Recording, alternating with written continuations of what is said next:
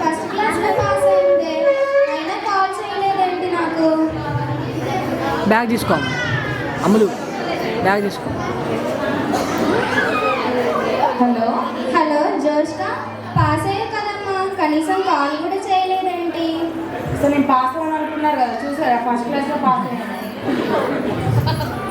సరే అమ్మా, పాస్ అయ్యావు, కనీసం చర్చికి వచ్చి సాక్ష్యం చెప్పుకుంటావా మరి?